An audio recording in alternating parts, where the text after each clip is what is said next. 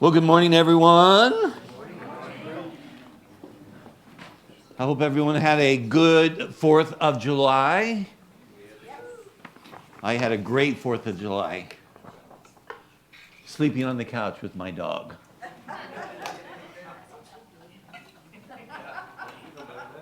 No, it really doesn't. And my wife was very happy, too. She'd much rather I snuggle with the dog than her. No, I had to get him in here and I get him in this grip like this and hold this front paws because otherwise he's going to shake on my head every time someone lights off a firecracker, you know? And then in the morning he's like, why are you tired? Yeah? So we're going through Hebrews chapter 9, and we're seeing, and it's interesting that if you really want to learn about Hebrews, go to Wayne's class. Because aren't you having a class in Hebrews? There was an advertisement that you're having a small group Hebrews class. Yes, but we're looking at James now. I mean, you passed me already? Gosh, Wayne.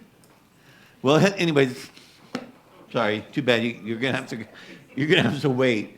But the old covenant had restrictions in that it could not deal with the issue of sin. And we were just singing about the rain. Now, I want you to think through this, because if we sing things that are only half true, we're going to be off. Do we need to be forgiven of our sin in order to get the rain? No. Because didn't he already forgive us of our sin? Yeah. Now, do we need the rain? Yes. Absolutely. Do we need a refreshing? Yes. Absolutely. And there's a big storm that's just about to hit Corpus Christi. And I keep looking at the models. I mean, it's going to take a lot to clean that town up. But I looked at the models and I was like, oh, it's going to bypass Bernie? I'm like, no. So let's pray that the Lord will send the model a new map, and that it'll come and give us a few inches of rain, and that Sisterdale will get a foot. Because it needs it. It never gets any rain out there.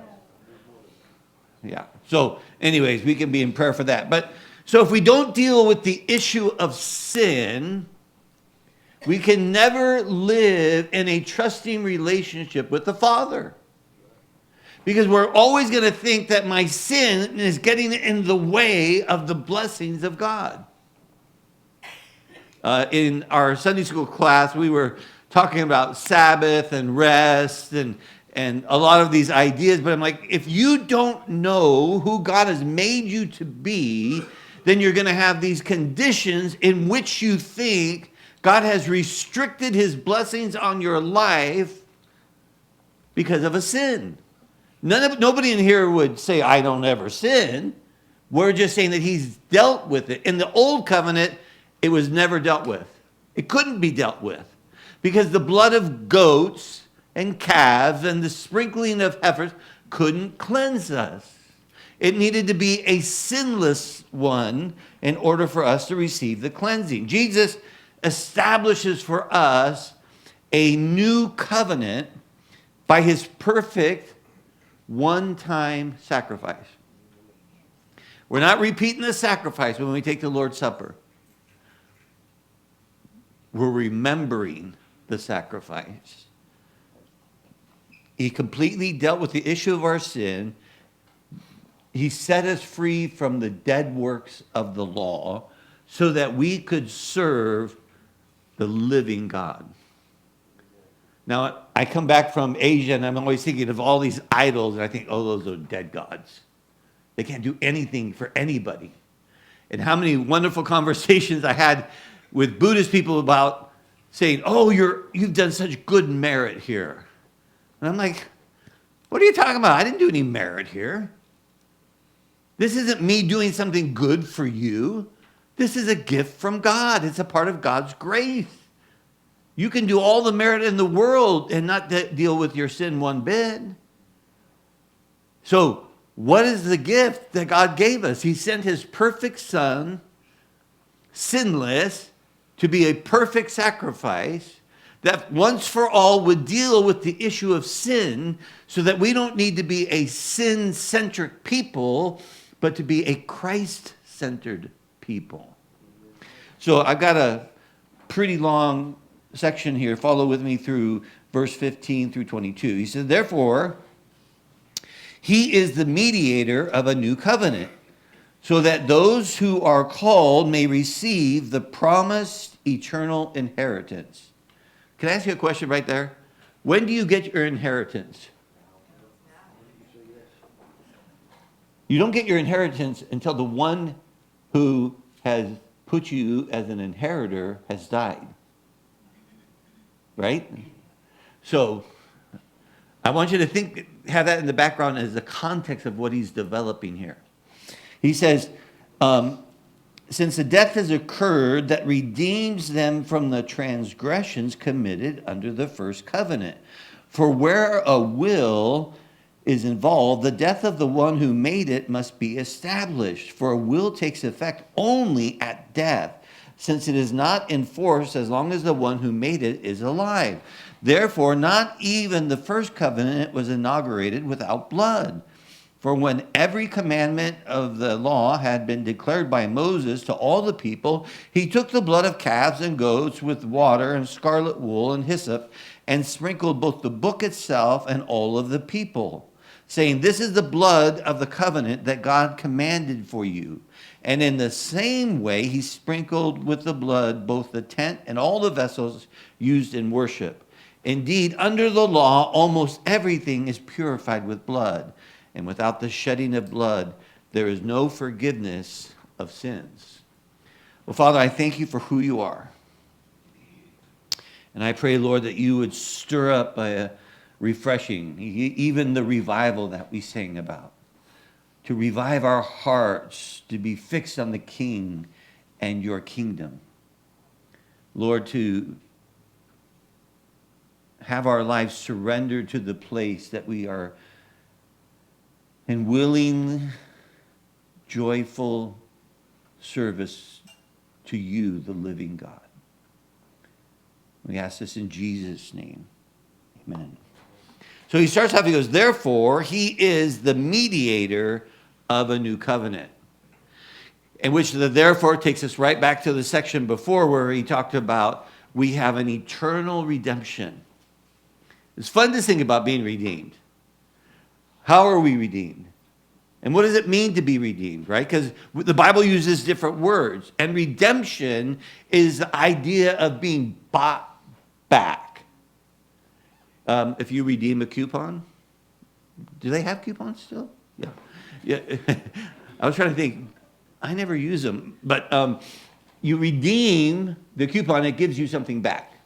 So the idea was, he goes, you were all dead in your sin. No one in here, right, would ever admit or try to claim that they had never sinned, would you? So he says, by the fact of sin, and the wages of sin is death, he says, you were held in bondage to sin. We thought we were free doing whatever we wanted, but we were actually doing the will of our master, the devil. And so he says, you know what? I loved you. And you were in slavery to sin, so I bought you back. I redeemed you to myself. So who do we belong to now? And really, we belong to Jesus only. We belong to God, the Lord God Almighty only. And the devil may come back to us trying to reclaim ownership or to deceive us into thinking that we were never redeemed. And that's when you got to tell the devil to go to where? Go to hell, man. That's where I know you're not supposed to say that kind of stuff in church, but it's a lot of fun to see people squirm. Tell him to go to hell. That's what it was created for. Because he says, no, I've been bought. Corinthians, Paul says, I was bought with a price.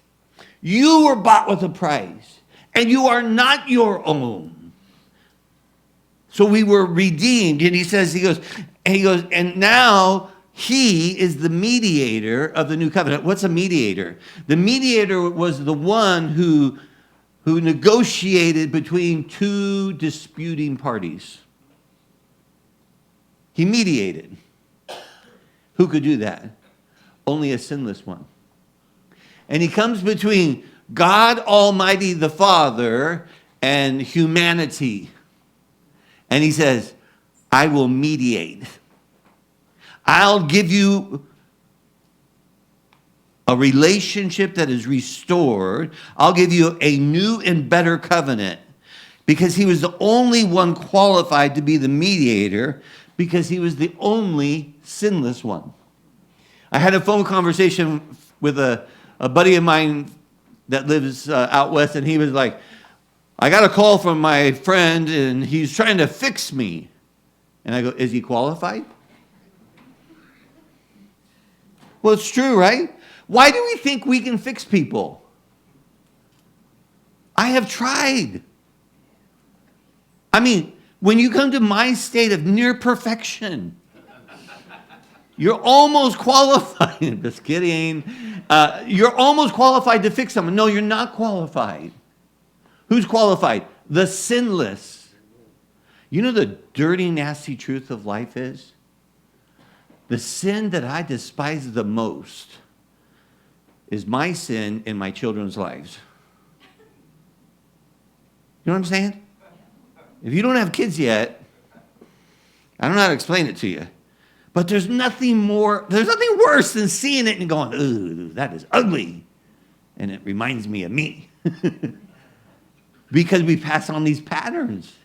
And he says, Jesus, he's the only one qualified. And he says, we see so clearly that God ordained the sinless to redeem a fallen people.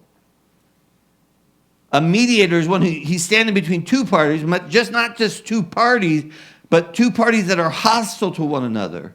And the mediator, Jesus, steps in to bring them together and to bring reconciliation. So when you go to 2 Corinthians, you see this beautiful passage where Paul talks about that Jesus came to reconcile the world unto himself. And then the next part of it is, be ye reconciled to God. Because now we are ministers of that. So that those who are called may receive the promised inheritance. It's a new covenant. It's not an old covenant that's improved. It's a completely new will, because the word covenant, testament, and will, same word in the Greek.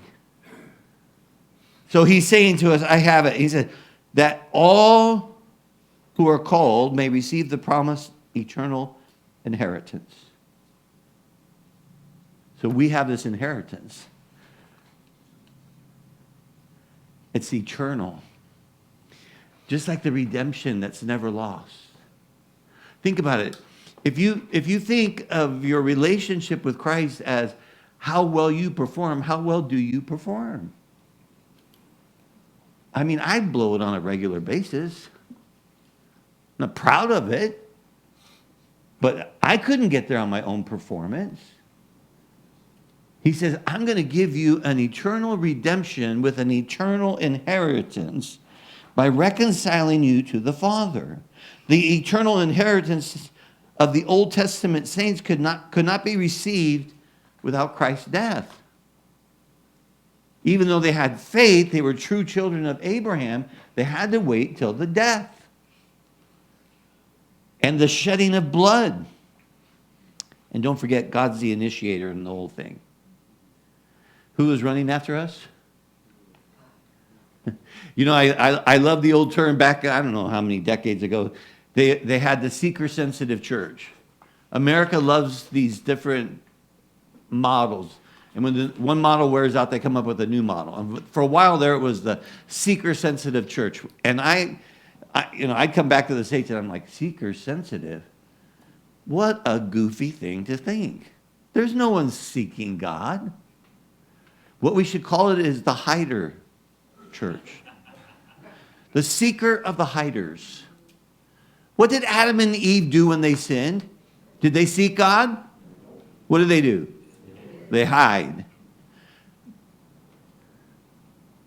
And so our responsibility, our calling as those who have been redeemed, isn't to go out into the world and say, who's seeking God?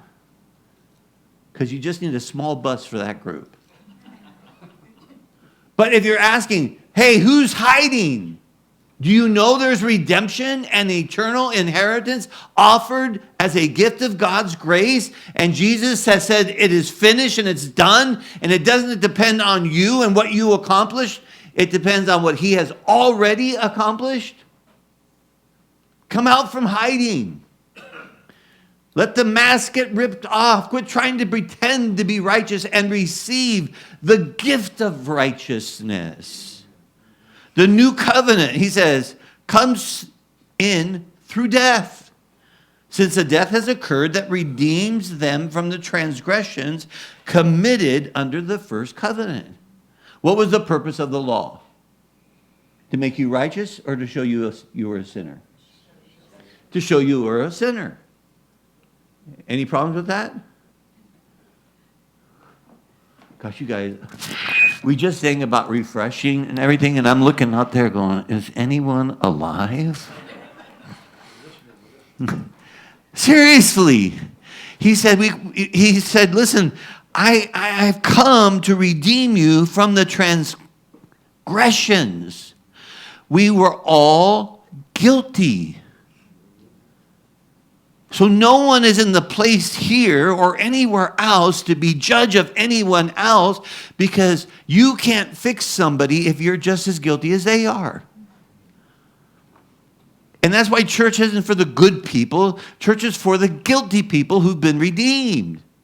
It should be a safe place for the hiders to come in and discover the calling of God and the promises of God in Jesus Christ. The Old Testament saint is saved by the death of Jesus in the same way that we are, because we're true sons of Abraham. He needed to die.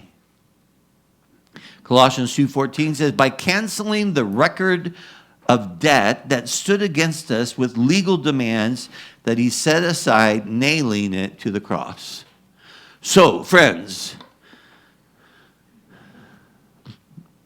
where's your record?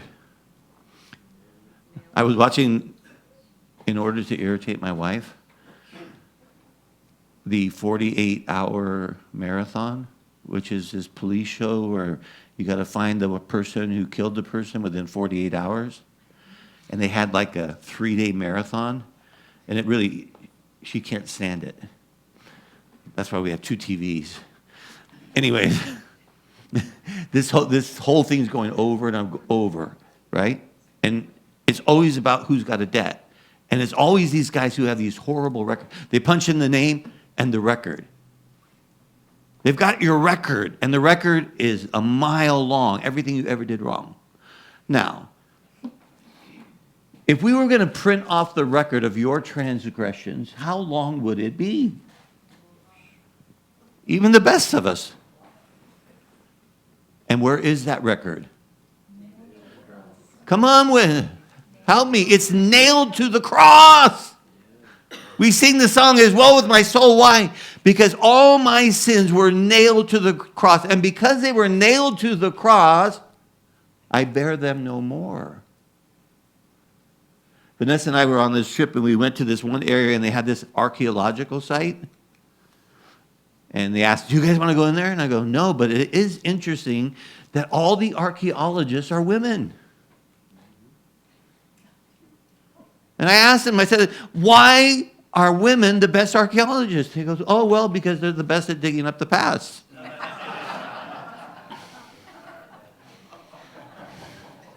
Who wants to take me to lunch? Just kidding. That's not true. They can't remember. I just want you to come, and I want you to walk away and say, you know what? No matter what my memory may stir up, no matter what Satan might remind me of, my transgressions, the whole long record of it was nailed to the cross. He says in 1 Corinthians 1:23, he says, but we preach Christ crucified, a stumbling block to the Jews and folly to Gentiles. Why was it a stumbling block to the Jews? Because they could not conceive of a Messiah who would die. Their only idea of the Messiah was one who would conquer and overthrow the enemy. So, in the passage to follow, the writer lays out why it was necessary for Messiah to die. After Christ died, the Old Testament saints saw what had only before been a promise, if you will. They were waiting for that promise. And the important point being made here to the Jewish reader was that Christ's death was retroactive. So that the Old Testament saint is saved in the same way that you are.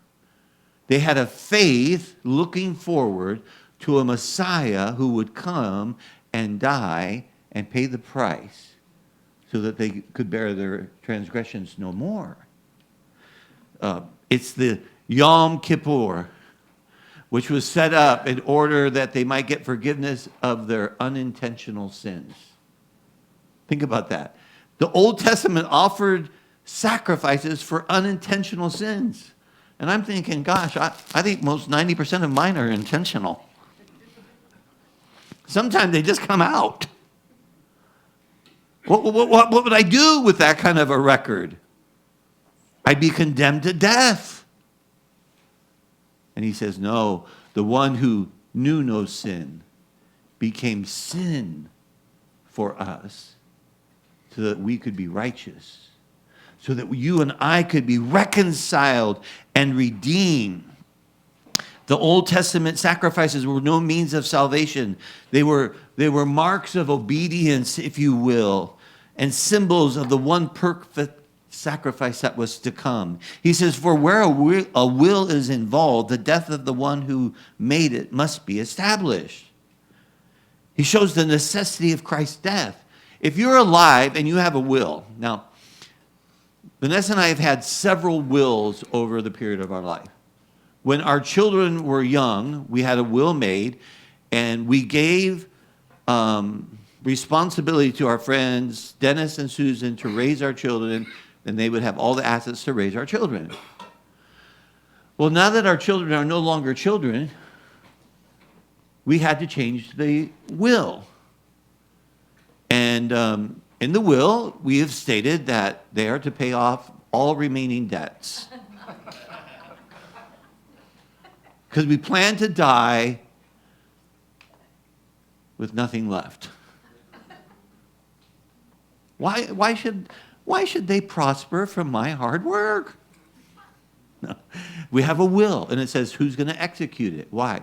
But now, 5 years from now, can I change it? Sure. But after I die, the will goes into effect. So the necessity for us was to recognize that Jesus didn't just fall asleep on the cross. Because some false religions say, well, he didn't really die. He fell asleep. He was in a state like a coma. No, he died. He had to die for the will to take effect.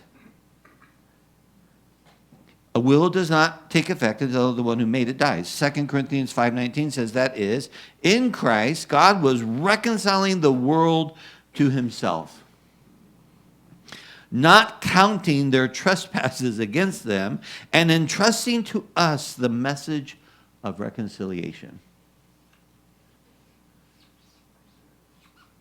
You see it? Have you been reconciled? And what's our message?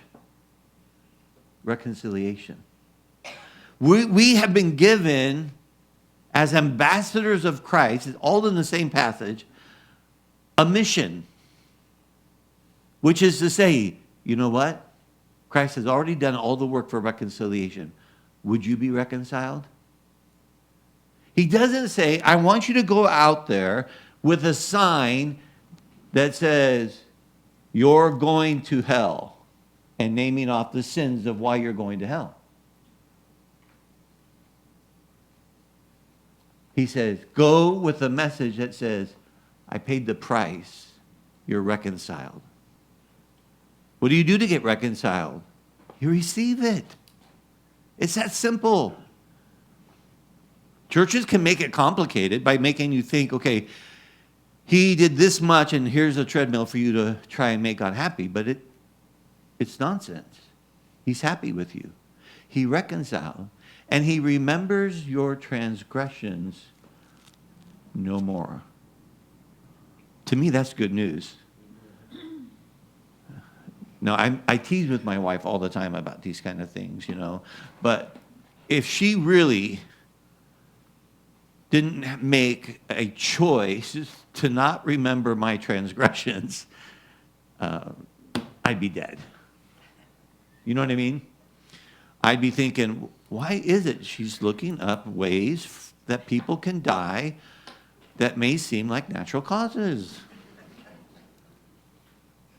I told Joel this week, I said, you can tell a lot about a woman's hands. You can tell a lot about a woman by looking at her hands. You really can, especially when they're wrapped around your neck. Now, if we deal with each other and we're being bookkeepers and keeping records of the wrongs that they have done to us, how can they be reconciled? How can you live in a world where you're a sin accountant? Are there any sin accountants in this room where you've got a record? Isn't it easy, Dill, to remember how people have hurt you, sinned against you, done you wrong? And then all of a sudden it's staying in your head. Can you reconcile with that person? No. And it's the same thing with God. And God's saying, listen, I've given you this liberation. I've paid this full price. And I remember your transgressions no more. I'm not dealing with you according to your transgressions. Otherwise, we'd have to interpret every bad thing that happens to us as God getting us, settling the account. I must be a mess. If that's God, I'm in big trouble. I mean, if I fall one more time, if I have one more illness, whatever, and that's God making things right, I don't have a good God. I have a good God because despite all of my failings, he forgave me. He paid the price, and he did it before I committed my first sin. For a will takes effect only after death, since it is not enforced as long as the one who made it is alive. So as long as the one who writes the will is alive, it can be altered, like we talked about. But once he's died, there's no altering the will. Jesus died 2,000 years ago, and there's nothing you can do in 2024 to change what he accomplished. Why? Because he died and the will is settled. And what did he say? It is finished. Meaning, there's nothing for you to add. There's no amount of money you can give that will improve your standing. There's no work you can do to gain greater favor from God. We give financially to ministry because he prompts our spirit to give his stuff to the world. He wants it. That's liberation. I put a check in the offering today. It wasn't mine. It was his. Because you're looking at me like you don't believe this. I mean, you take it as a whole or not. You either are redeemed and bought with a price, and everything that you are and all that you have belongs to him, and now you are free to participate with him in what he's doing, or your own, and unreconciled. Forgiveness gives us the ability to reconcile even with the most difficult of people, even the people who have hurt us the most. Why? Because that's what God has done for us. We forgive as we have been forgiven unconditionally. And we let it go so it doesn't hold on to us. Therefore, not even the first covenant was inaugurated without blood. Forgiveness demands a blood sacrifice. So, if Jesus had hung himself or been hung by somebody, there'd be a problem. No blood. Why did he take that whipping? Because he deserved it? No. Blood. Why was his nails driven through his hands and his feet? Why was the spear stuck in his side? Blood. Showing that it was a perfect sacrifice. The shedding of the blood brought us the forgiveness that we needed.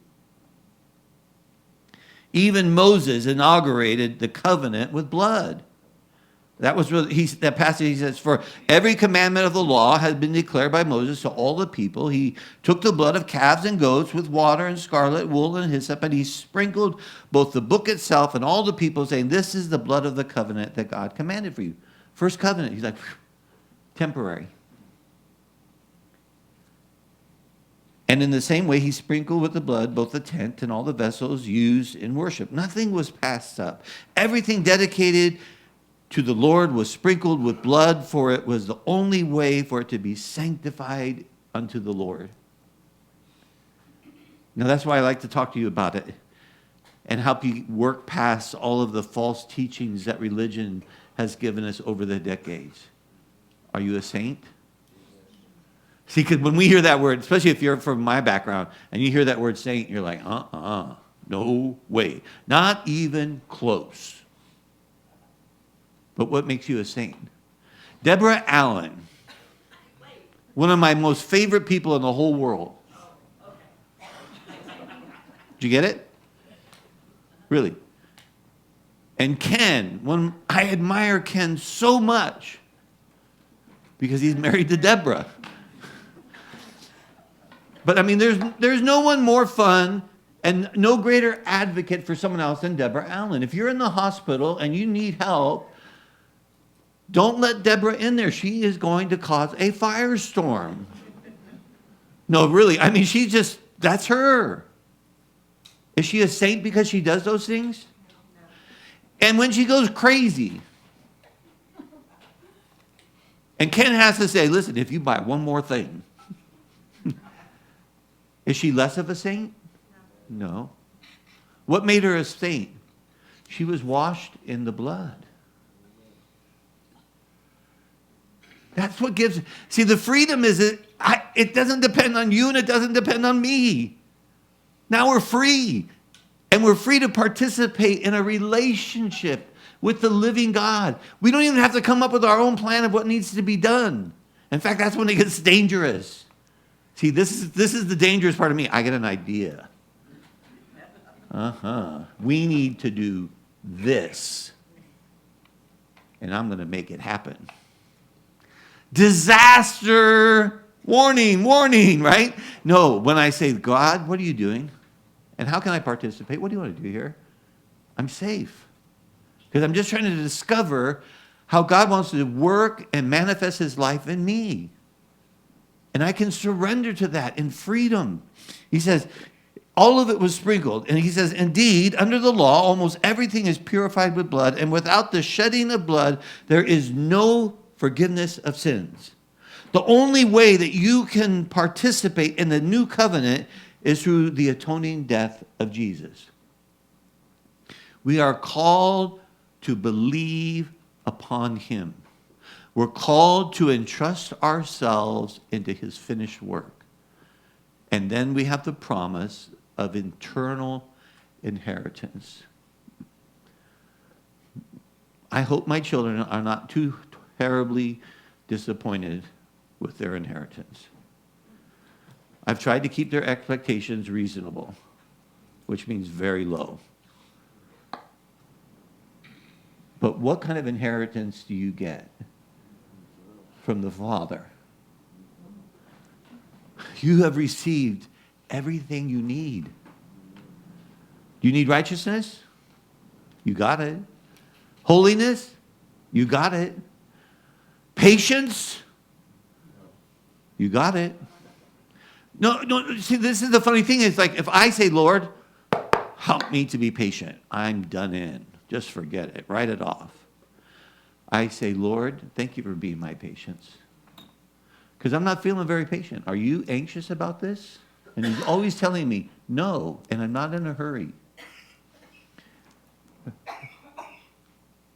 You have everything you need. There is no lack. You are complete in him.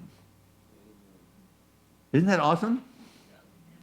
The world wants to keep you enslaved. The enemy and religion want to keep you enslaved, thinking you need something. And he's saying, all you need is Jesus. And when you trust in him, you're reconciled.